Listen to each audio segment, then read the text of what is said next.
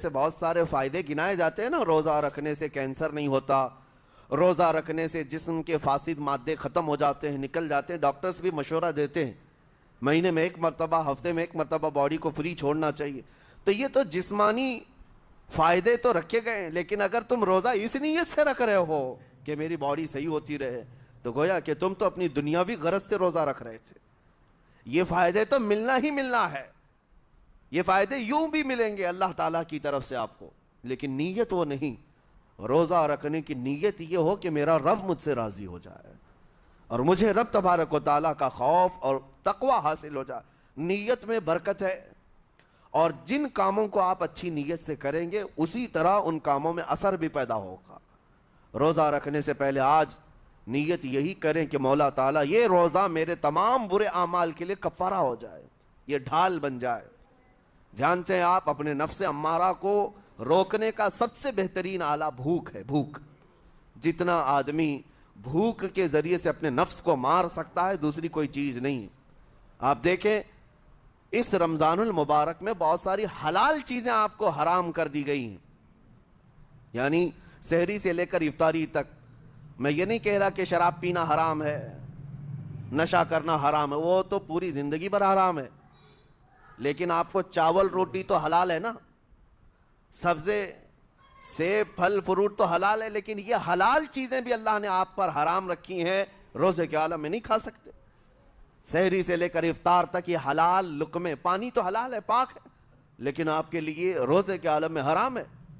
اسی طرح شادی شدہ مرد اپنی عورت کے ساتھ زندگی بھر کبھی بھی جمع کر سکتا ہے، رات میں سو سکتا ہے، لیکن حالت روزہ میں وہ حلال کام بھی حرام ہے، حلال کام بھی حرام ہے۔ اپنی عورت سے جمع کرنا حالت روزہ میں کیوں روکا گیا؟ کھانا پینا بھی حلال تھا، عورتوں کے ساتھ شباشی بھی حلال تھی، لیکن روزے کے عالم میں ان حلال چیزوں کو روکا گیا۔ تو آپ سوچ سکتے ہیں اس چیز کو، سوچ سکتے؟ وجہ یہ ہے کہ حلال چیزوں سے آپ کو روک کر بڑے حرام چیزوں سے بچانا مقصود ہے۔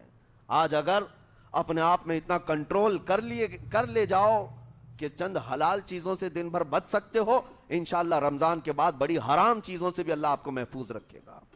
میرے عزیزو، برا ہے ان لوگوں کا جن کو میرے آقا صلی اللہ تعالیٰ علیہ وسلم نے دعائے ہلاکت فرمائی۔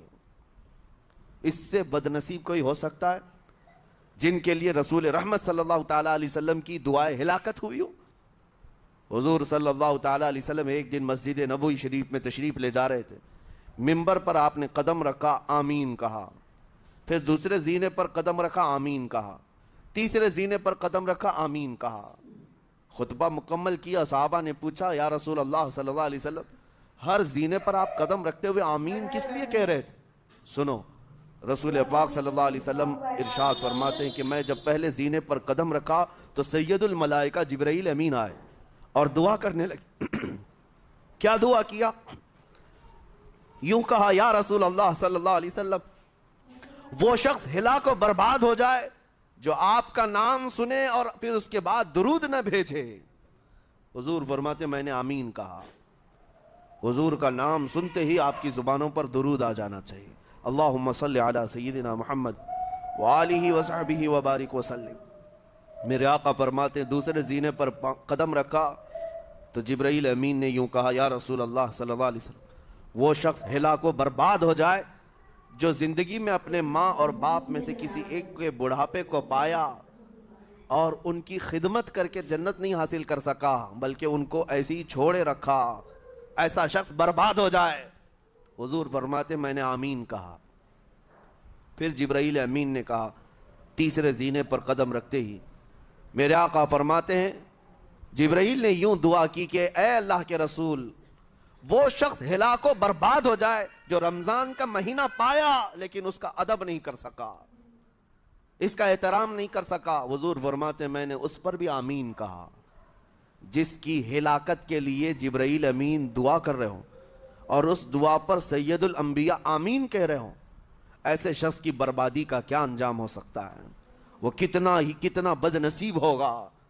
اسی لیے میرے عزیزوں، مسلمانوں میں یہ رواج ہی نہیں ہونا چاہیے کہ اٹھ کر کے پوچھتے رہیں روزہ ہے کہ نہیں ہے، روزہ ہے کہ نہیں ہے۔ مسلمان ہے تو روزہ ہے، اور یہ کوئی آپشنلی عبادت نہیں ہے کہ 4 رکھ لیا 2 نہیں رکھا، آپشنلی نہیں، یہ فرض عین ہے۔ ایک روزے کو چھوڑنے کا گناہ فرمایا گیا 600 سال تک اسے دوزخ میں رکھا جائے گا، 600 سال تک۔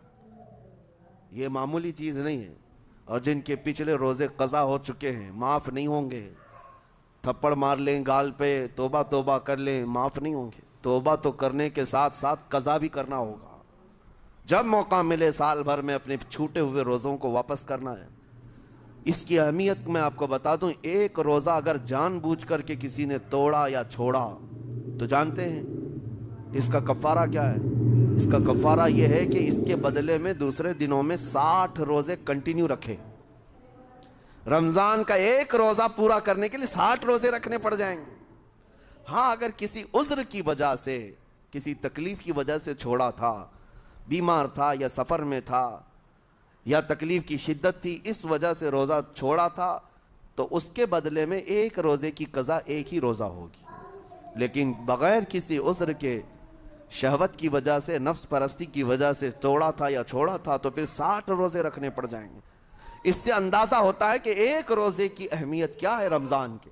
اسی لیے میرے عزیزو، یہ روزے آسان ہیں، روزے آسان ہیں، اس کو رکھ لو، اس کی جزا بہت بڑی ہے، اس کی جزا بہت بڑی ہے۔ ویسے بھی آپ دوسرے دنوں میں لیٹ ناشتہ کرنے کے بھی عادی ہیں۔ ممبئی والوں کا تو حال یہی ہے، 12 بجے کے بعد 1 بجے 2 بجے تو ان کے ناشتے ہوتے ہیں، دوپہر کا کھانا تو شام 5 بجے ہو رہا ہوتا ہے۔ بس وہ ناشتہ سکپ کرنا ہے، دوپہر کے کھانے جو آپ کے ہوتے ہیں اس سے اور تھوڑا ایکسٹینڈ کر لیں تو افطاری کا وقت آ جاتا ہے۔ کوئی بہت بڑی دقت کی بات نہیں، کوئی بہت بڑے بوجھ کی بات نہیں، آسان ہے۔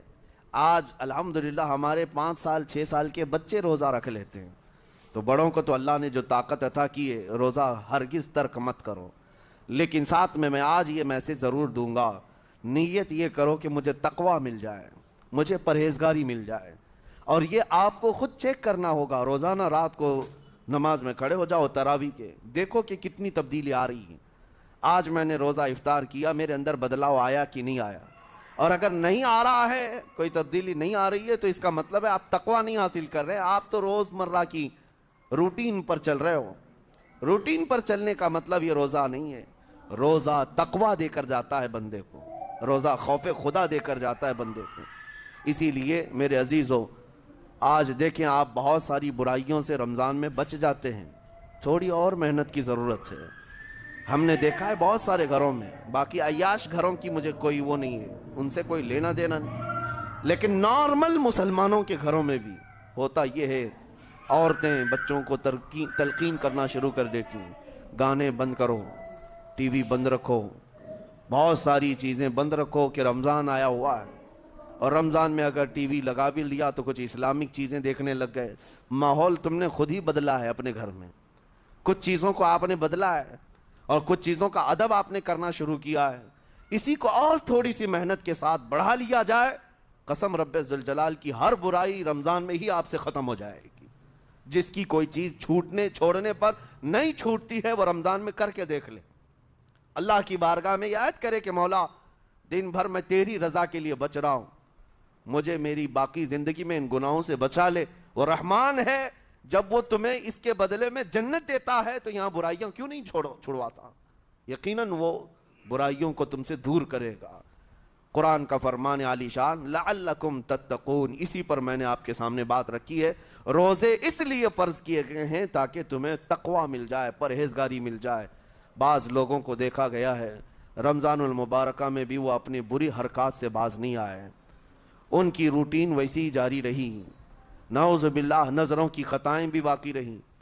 اور سب سے بری چیز یہ ہے کہ رمضان میں شیطان کی نیابت اگر کوئی کر رہا ہوتا ہے تو تمہارا یہ موبائل فون ہے۔ اکثر لوگ یہ سمجھتے ہیں کہ اس موبائل فون کو ہم استعمال کرتے ہیں تاکہ ٹائم پاس ہو جائے، روزہ کا وقت قریب آ جائے۔ اس ٹائم پاس کے چکر میں تم کیا کیا دیکھتے رہ جاتے ہو اور کہاں تک یہ چیزیں پہنچاتی ہیں تمہیں اندازہ بھی نہیں ہوتا، احساس بھی نہیں ہوتا، تو تمہاری رہی صحیح عبادت کو بھی یہ ہضم کر جاتا ہے، کھا جاتا ہے۔ اس کے استعمال پر اگر کنٹرول ہے تو خوب استعمال کرو، لیکن کنٹرول نہیں ہے تو اے نوجوانوں اس کا بھی روزہ رکھو، اس انٹرنیٹ کی بلاؤں سے محفوظ ہو جاؤ۔ اس لیے کہ بہتوں کو میں نے دیکھا ہے ان کے دن بھر اور رات بھر رمضان میں سوشل نیٹ ورکس پر مصروفیت ویسی کی ویسی ہے جیسے دوسرے دنوں میں تھی۔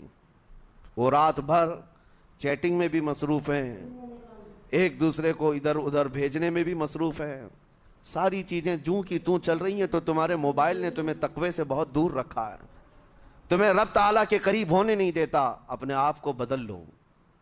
ظاہر سی بات ہے یہ سخت چیز ہے، اگر کوشش کرو گے تو بچ جاؤ گے، اور تقوی اتنی آسانی سے تو نہیں ملتا۔ اپنے آپ کو سٹرگل کرو، انشاءاللہ العزیز دل پاک ہو جائے گا، پھر آپ کو اپنی زندگی کے اندر جو اجالے نظر آئیں گے وہ خود آپ محسوس کریں گے، آپ محسوس کریں گے۔ گناہوں کے اندھیروں نے دل پر ایسی کالک رکھی ہے کہ آپ کو کچھ بھی یہاں پر سمجھ میں نہیں آتا، ورنہ نمازوں کا لطف ایسا ہے، قرآن کا مزہ ایسا ہے، جسے یہ لگ جائے دنیا کی کوئی نعمت اس کے سامنے ہیچ نظر آتی ہے، کوئی چیز اسے اچھی نہیں لگتی۔ لیکن کب؟ جب اسے تقوی کا اجالا حاصل ہو جائے۔ میرے عزیزو، اللہ کریم کی بارگاہ میں دعا گو ہوں، مولا قدیر و جبار ہم سب کو تقوی و پرہیزگاری عطا فرمائے، اور ہم سب کے روزوں سے اللہ تعالی ہمیں پرہیزگاری عطا فرمائے۔